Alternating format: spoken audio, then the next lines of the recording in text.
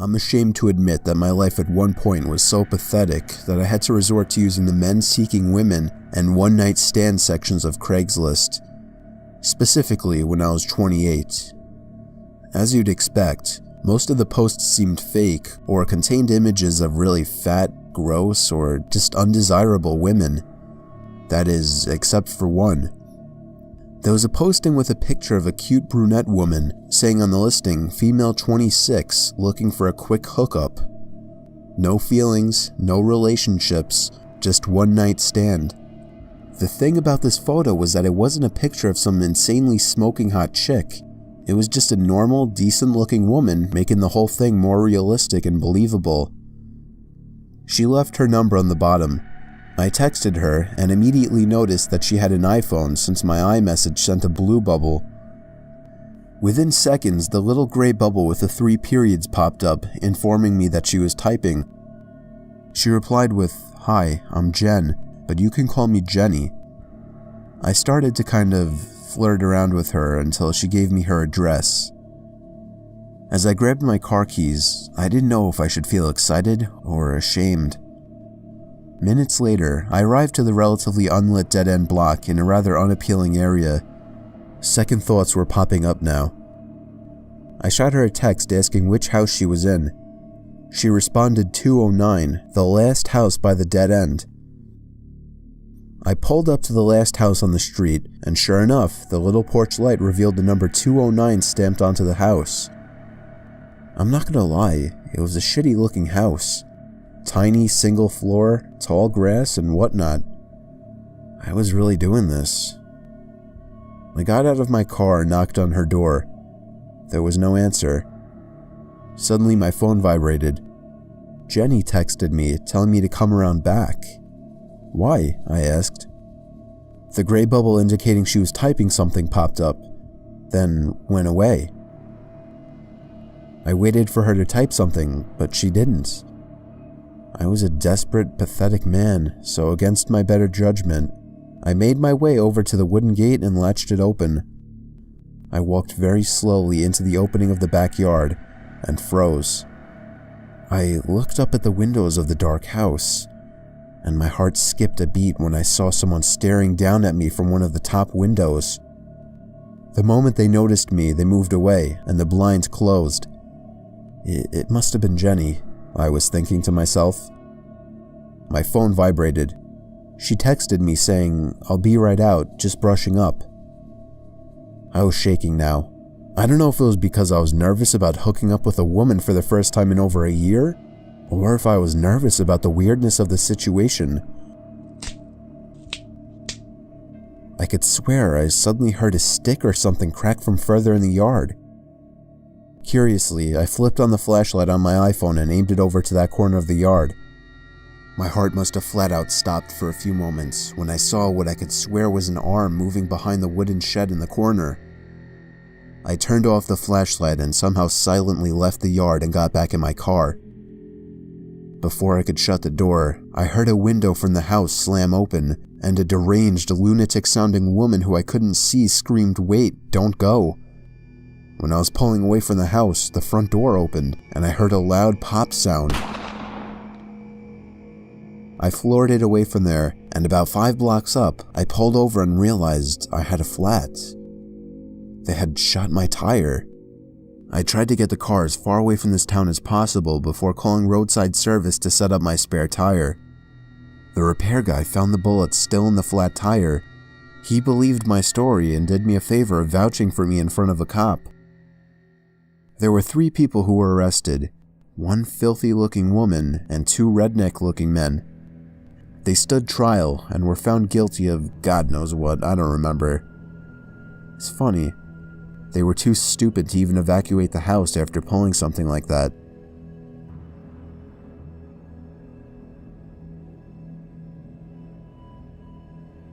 My mother and stepdad are ranchers. They got a new work truck and put the old one up for sale. A lady from another rural area about 4 hours away was super interested, but gave numerous reasons why she could not even drive halfway to get the truck. My stepdad is nice to a fault, so he convinced my mother to follow in a second vehicle that Saturday so he could drive the truck there. My mom's no fool, and this lady was already making her suspicious. Well, her feelings weren't helped when we arrived and the lady gave a convoluted story about bank problems and presented a post-dated check. She also begged my stepdad to leave the plates in his name. My mom excused herself, grabbed my stepdad, and had a heated argument about taking the check and the plates. She won on canceling the plates, but she lost on the check. So they drove another 4 hours home, and as anyone not my stepdad guessed, the check bounced when it came to the date it was written. The woman dodged phone calls for a while, eventually answering and giving another convoluted story about being in the hospital and on and on. My stepdad for once stood his ground and told her they'd be taking back the truck. So they drove another 4 hours there, this time with a flatbed in case parts were missing or something. No one answered the door at the property, and they found the truck in the shed and loaded it up. My stepdad had tried to keep my mom from saying what was on her mind, but while he was busy securing the load, she wrote something to the effect of, "Thanks for nothing, hope you enjoyed fucking us around," and slipped it under the door. 15 minutes later, as they're driving home, the cell phone rings, and the lady who was supposedly hospitalized was on the line. She said she knows exactly where they lived and that they made a huge mistake. 2 days later, my stepdad awoke to someone climbing into the house through his bedroom window. I heard my mother's screams all the way from my bedroom, which was one of the most chilling moments of my life. It was the crazed woman breaking in, armed with a knife. I don't know how, but my stepdad managed to take her down even while she was armed. The whole story was shared with police, and then the woman was taken away. I guess karma is a pretty amazing thing.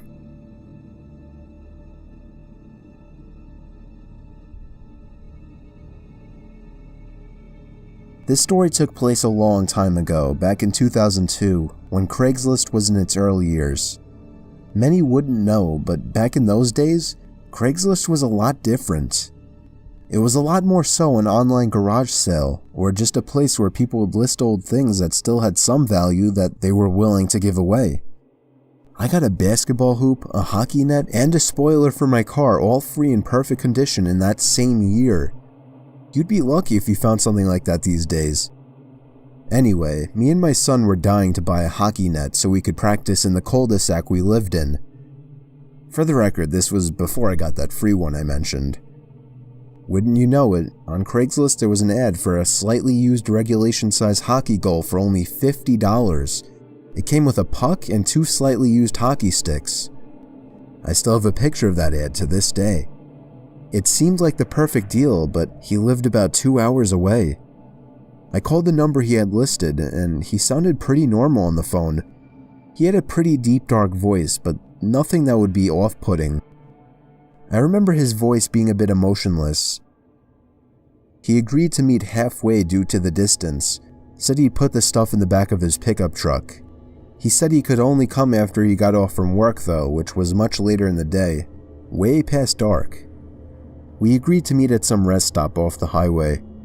Me and my son, who was 11 at the time, took my wife's minivan, the only car that would be able to fit that huge thing. Within an hour, we were at the truck stop, which was empty at this hour, but was decently lit by 3 big light posts.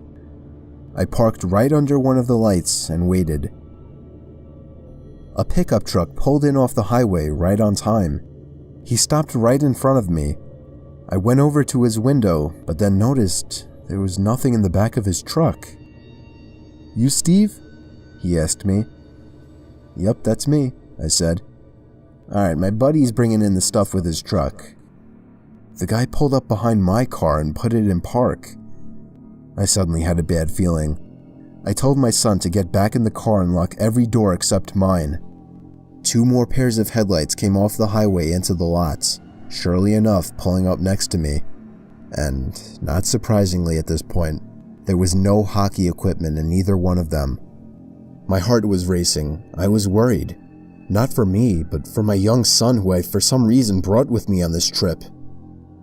A group of large men mixed with heavy-set and muscular physiques stepped out of the 2 pickup trucks behind the first one. They eyed me from head to toe, giving that typical intimidation stare down. Then this bald guy wearing sunglasses said in a deep voice, "Where's the money?" I instantly pulled out my wallet and handed it to him, begging him to just let me and my son go. He pulled out like $100 and was pissed, expecting more. He then sent 2 of his goons or whatever to get my son. At this point, I screamed and begged for him not to take him. One of the men broke the glass to the minivan back door, and I vividly remember the disturbing, heartbreaking screams of my young son. What happened next was what I can only explain to be a miracle from God answering my prayers. A car was entering the lot from off the highway. All the men stopped and turned to look at it. As it got closer, my heart literally dropped in excitement as I saw it was a police car. The lights suddenly began to flash as he got close enough to see what was going on. All of the men were back in their trucks within seconds, speeding off down the highway. Well, at least 2 of them. The truck in the back was caught immediately by the police car, and backup arrived shortly. I explained everything to them, and they got the men that were caught to rat out on the others surprisingly quickly. I guess luckily the guys in the back truck weren't very loyal to whoever their leader was, if they even had any type of leader. Believe it or not, I had a police escort all the way home to make me and my son feel safer. I don't want to get into all the legal stuff, but I'll just say that all of those men except for one was caught, and I'm pretty sure that was the driver of the first pickup truck.